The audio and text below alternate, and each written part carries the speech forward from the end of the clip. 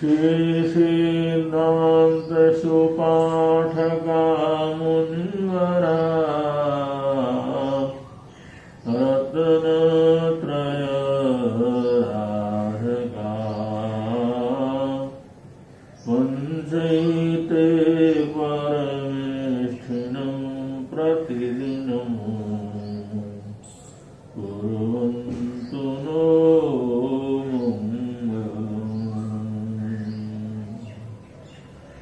अरहन्तु ज्ञानभाजसुरवरमोहिता सिद्धिशोद्धस्तसिद्धा पंचाचारप्रवीण प्रगुणगणधरा पाठकाश्च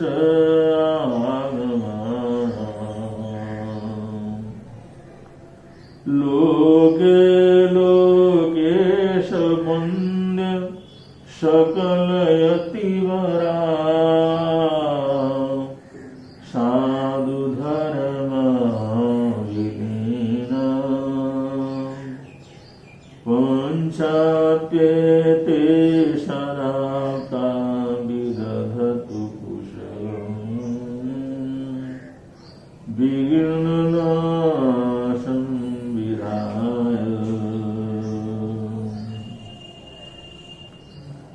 वीरा सर्वसुरासुरेन्द्रमयितो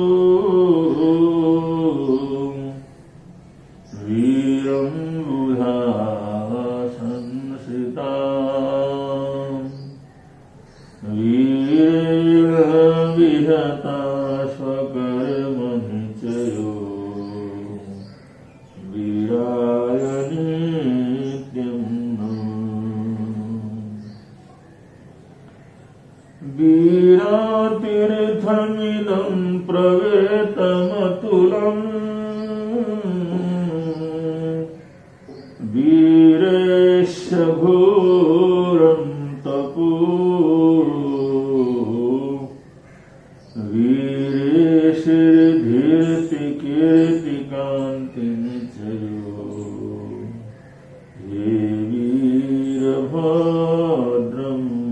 दिश हे वीरभद्रं दिश।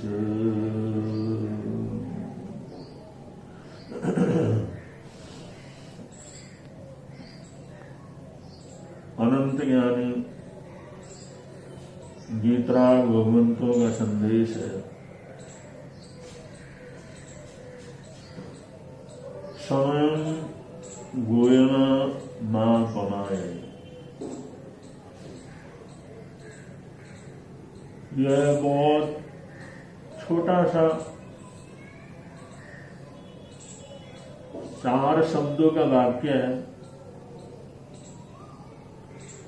और इतना बड़ा अर्थ, इतनी बड़ी जीवन की महिमा और ज्ञान का सागर अपने आप में समेटा हुआ है कि इसके लिए वो शब्द सार्थक सिद्ध होते हैं कि इसमें गागर में सागर समाया हुआ है। जैसे गागर में सागर को समाना असंभव है, लेकिन इस सूत्र में वो ज्ञान के, दर्शन के, चरित्र के सागर को, गीतराग संदेश के महार्णव को इस छोटे से सूत्र ने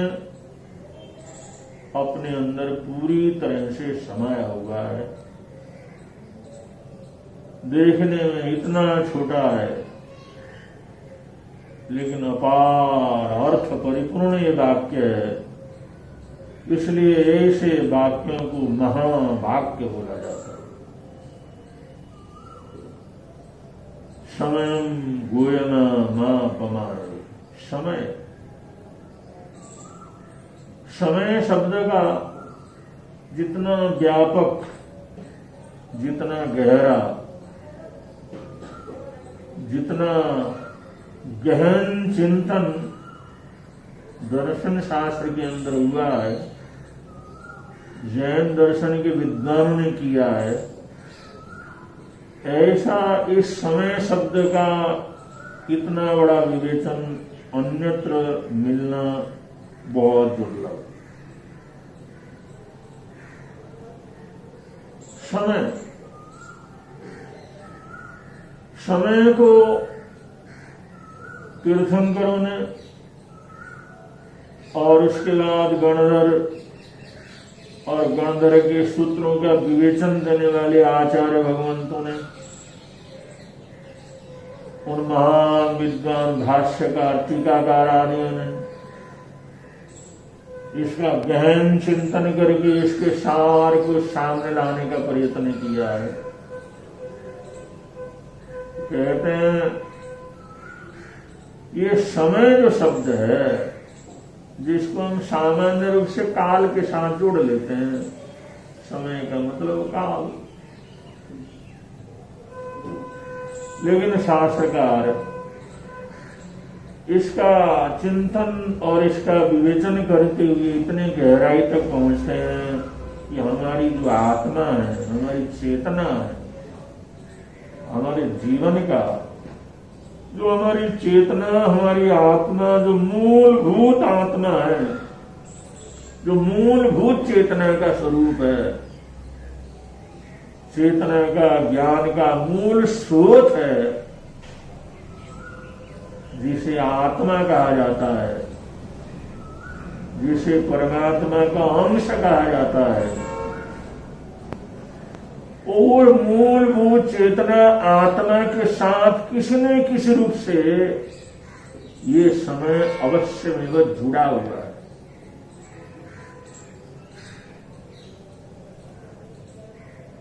जैसे एक सिक्के के दो पहलू होते हैं, एक तरफ से देखने से एक ही पहलू नजर आता है और उसको पलटने से दूसरा पहलू नजर आता है, और दोनों की पहचान भी अलग हो जाती है। लेकिन पहचान होने के बावजूद, उसका रंग रूप होने के बावजूद सिक्के के दो पहलू होते हैं, लेकिन कहीं ना कहीं वो दो पहलू जुड़े हुए एक ही होते हैं। कहने को होता है सिक्के के दो पहलू हैं, लेकिन वो हमारे देखने के दृष्टिकोण से वो दो हो सकते हैं, लेकिन वास्तव में वो सिक्का तो एक ही होता है। सिक्के दो हो तो ये थोड़ी होता है, सिक्का तो एक ही है। किसी भी पहलू से देख लो, लेकिन दूसरे पहलू के बिना पहले पहलू का कोई अस्तित्व नहीं है, और पहले के बिना दूसरे का अस्तित्व नहीं है। वो एक दूसरे के आधारभूत है। सिक्के के जो दो पहलू हैं, वो एक पहलू के लिए दूसरा और दूसरे पहलुओं के लिए पहला, ये एक दूसरे के आधार है। उन दोनों पहलुओं को अलग करके नहीं देखा जा सकता। और भाषा की दृष्टि से हम देखें, भाषा की दृष्टि से अगर हम सोचें तो ऐसा लगता है एक सिक्का होता है और उसके दो हिस्से होते हैं, जिसको सिक्के के दो पहलू बोला जाता है। और सिक्के का ये पहलू या वो पहलू, ये भाषा में तो ऐसा होता है, लेकिन वास्तव में सिक्का दो नहीं होता, एक ही होता है। ठीक ऐसे ही हम जीवन कहें या चेतना कहें या अंतर चेतना, भाव चेतना कहें या उसको आत्मा कहें या उसको समय कहें, ये सारे का सारे एक है। इस आत्मा के लिए, जीवन के लिए समय शब्दों को भी जोड़ दिया है शास्त्रकारों ने। और भगवती जैसे बृहद शास्त्र में, आचारांग सूत्र में और जहाँ आत्मा का बड़ा गहरा विचार विनिमय जहाँ पर किया गया है, वहां पर समय को आत्मा का एक पहलू स्वीकार किया गया। समय को आत्मा के साथ जोड़ा गया और आत्मा की वजह से जीवन का अस्तित्व है। आत्मा के बिना जीवन कुछ नहीं है। इसलिए हमारे जीवन का एक पहलू समय, तो हम जीवन कहें या उसको समय कहें, तो भाषा के हिसाब से तो जीवन और समय ये अलग अलग हो सकते हैं। भाषा की दृष्टि से आत्मा और समय और जीवन ये अलग अलग हमारे को नजर आ सकते हैं। ऐसा सोचने वाला सोच सकता है समय अलग है और जीवन अलग है या आत्मा अलग है, लेकिन जीवन को, आत्मा को, समय को एक ही सिक्के के अलग अलग ये पहलू है। समय के बिना आत्मा का अस्तित्व नहीं है और आत्मा के बिना समय का अस्तित्व नहीं है, ऐसा भी हम स्वीकार कर सकते हैं। क्योंकि जब आत्मा को समय शब्द दिया है, समय शब्द से परिचय दिया है, तो इसका मतलब आत्मा का अस्तित्व समय से है और समय का अस्तित्व आत्मा से है। अगर हम वो समग्र रूप से देखते हैं तो दोनों एक ही हैं, कोई दूसरी चीज नहीं है। इसलिए जहां जहां जीवन की सार्थकता के लिए जो संदेश दिया है, जीवन की महानता के लिए जो संदेश दिया गया है, जीवन को सार्थक करने की जो प्रेरणा दी गई है, वहां पर जीवन की जगह, आत्मा की जगह समय का प्रयोग किया है। ज्ञानियों ने, उन महापुरुषों ने आत्मकल्याण की या जीवन को सार्थक बनाने की बात कहते कहते उन्होंने ऐसा न कह करके समय के सदुपयोग की, समय की सार्थकता की बात कही है। तो ये समय की सार्थकता अगर इस रूप में हम देखते हैं तो समय को सार्थक करना, जीवन को सार्थक करना, जीवन को सार्थक करना, आत्मा को सार्थक करना, आत्मा को सार्थक करना, जीवन को संपन्न करना, जीवन को वैभव संपन्न बनाना। तो आत्मा या जीवन या इसके साथ साथ हम समय, ये एक ही चीज के अलग अलग पहलू हो सकते हैं, लेकिन वास्तव के अंदर इनमें कोई किसी प्रकार का अंतर नहीं है। इसलिए शास्त्रकारों ने यहां पर जो शब्द का प्रयोग किया है, समयम गोयम नापमाए, हे गौतम समय मात्र का प्रमाद न करो। इसका मतलब ये है कि तुम आत्मा के प्रति प्रमादी न रहो, तुम जीवन के प्रति प्रमादी न रहो, जीवन को सार्थक करो। समय को सार्थक करना ही जीवन को सार्थक करना, समय को सफल करना ही जीवन को सफल करना, और जीवन को सफल करना ही समय को सफल करना।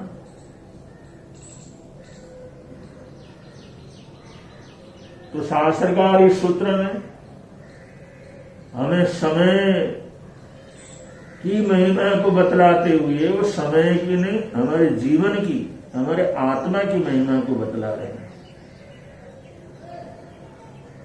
तो शास्त्रकारों का ये कहना समयम गोयम नापमाए, इसका मतलब यह है कि अपने जीवन में जरा सा भी प्रमाद मत करो, आत्मा के संबंध में कोई प्रमाद मत करो, अप्रमत्त रहो।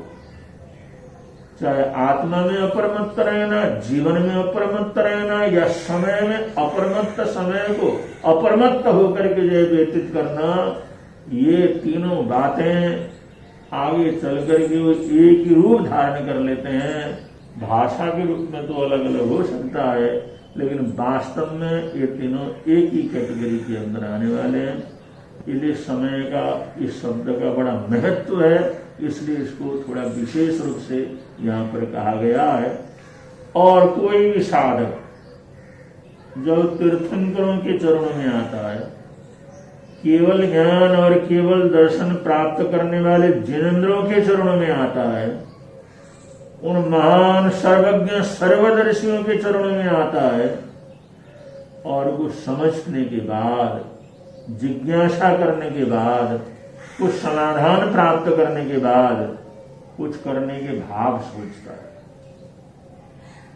मैं श्रावक पने को धारण करूं या साधु पने को धारण करूं, या मेरी ऐसी इच्छा हो रही है कि मैं सब छोड़ करके साधु पने को अंगीकार करूं, आपने जो रास्ता बतलाया श्रवणों का, उसी रास्ते के ऊपर चलूं, या आत्मा का श्रवण पने से इसकी साधना को प्रारंभ करूं, या श्रावक पने से इसकी साधना को प्रारंभ करूं। ऐसी भावना जब वो जो साधक है, वो जिज्ञासु है, वो इन वितराग महापुरुष के समक्ष प्रकट करता है, तो कहते हैं आहा सुहम देवानुप्रिय मां परिबंधम करी। वो एक ही शब्द कहते हैं आहा सुहम देवानुप्रिय, कि हे देवानुप्रिय, तुम देवानुप्रिय इसलिए हो जो देवताओं के लिए भी तुम प्रिय हो, ऐसा काम करने से, ऐसा सोचने से। तो आहा सुहम, जैसे तुम्हारे को अच्छा लगे, जैसे तुम्हारी आत्मा को बहुत सार्थक लगे, आवश्यक लगे, वो ऐसा करो, लेकिन मां परिबंधन करे, समय को बर्बाद मत करो, समय का ध्यान रखो, समय को व्यर्थ ना कमाओ। समय को व्यर्थ कमाओगे तो तुम्हारा जीवन व्यर्थ गम जाएगा, तुम्हारी साधना व्यर्थ गम जाएगी, तुम्हारी आत्मा व्यर्थ गम जाएगी। इसलिए साथ साथ में कहते हैं आहा सोहम देवानुप्रिय मां परिबंधन करे, समय का तुम ध्यान रखो, समय की सार्थकता को करो, जल्दी से जल्दी उस कार्य को करने का प्रयत्न करो। क्योंकि वैसे एक आध्यात्मिक हिसाब से ये बतला दिया, लेकिन समय की महत्ता कितनी है, समय की महिमा क्या है, समय की सार्थकता क्या है, आज की दुनिया में तो सभी लोग बड़े आराम से समझ लेते हैं। क्योंकि आज वैज्ञानिक साधनों का इतना भरमार हो गया है, और आज हम समय को इतना अधिक से अधिक मैनेजमेंट के अंदर लाते हैं। एक एक मिनट का और एक एक सेकंड का, एक एक पल का हम लोग ध्यान रखते हैं। क्योंकि आज के जितने भी इलेक्ट्रिक उपकरण हैं, उनके अंदर समय को बड़ी गहराई से, बड़ी सूक्ष्मता से मापा और दिखाया जा सकता है। इसलिए आज के युग में तो क्षण क्षण का जो है अपना महत्व है।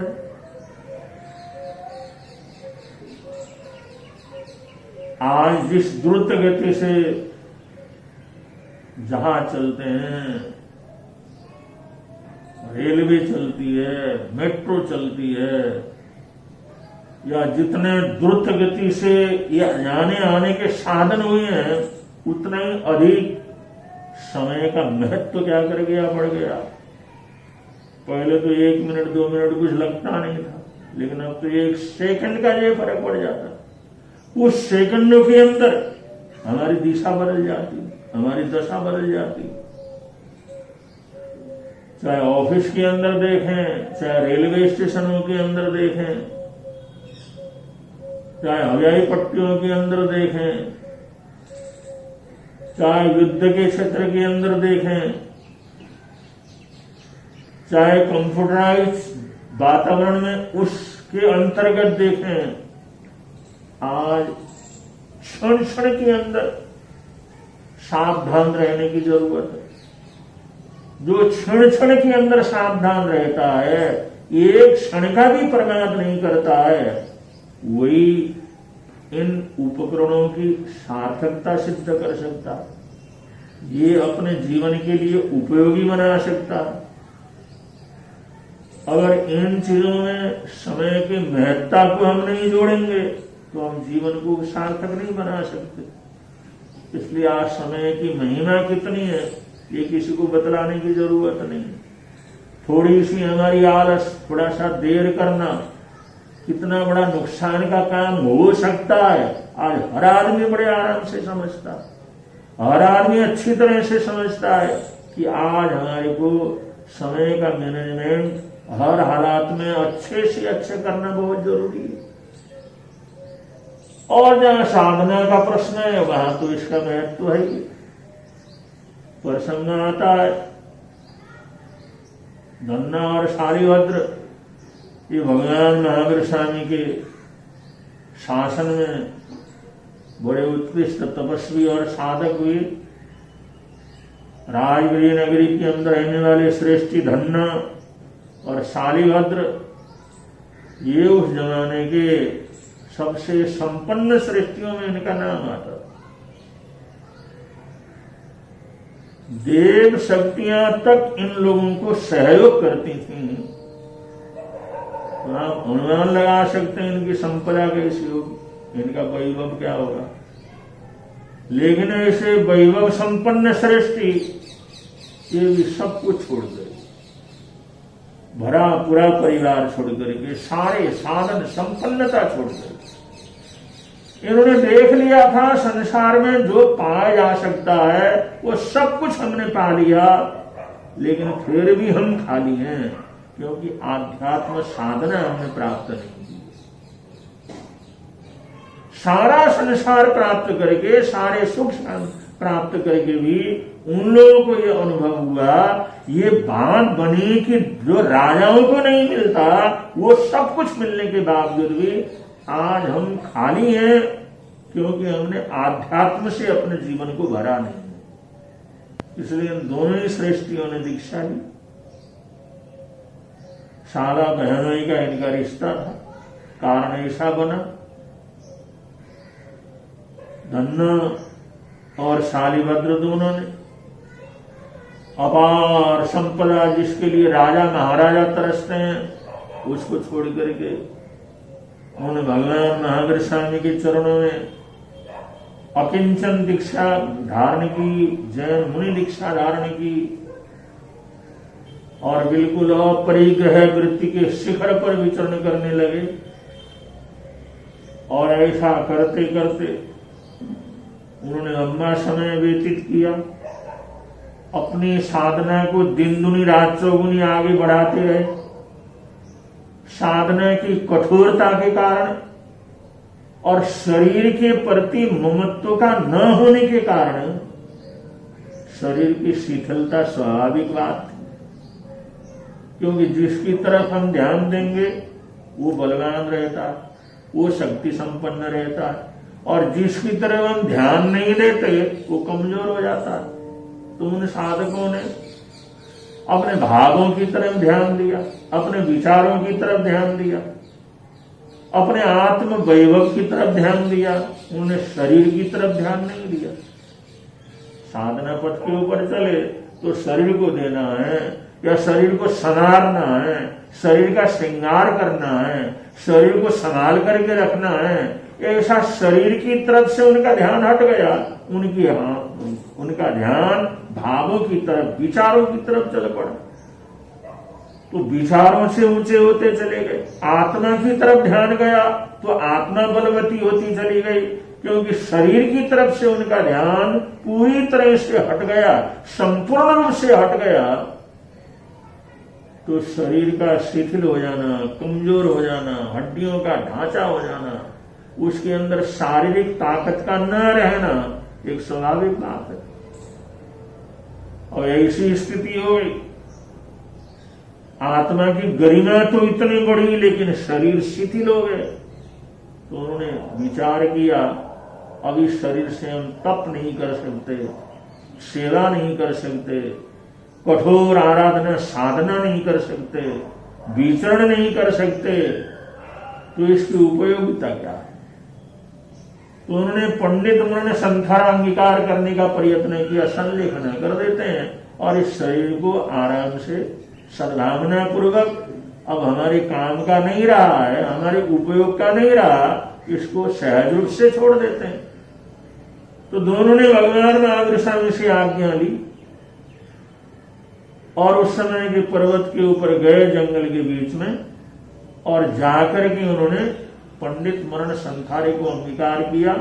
मतलब आजीवन जिंदगी भर के लिए सभी प्रकार के पापों का, सभी प्रकार की एक्टिविटियों का, सभी प्रकार का उठना बैठना, सभी प्रकार का खाना पीना, सभी प्रकार के सोच फिकर, सब कुछ को उन्होंने छोड़ दिया। और ऐसी साधना में अंतिम मृत्यु के साथ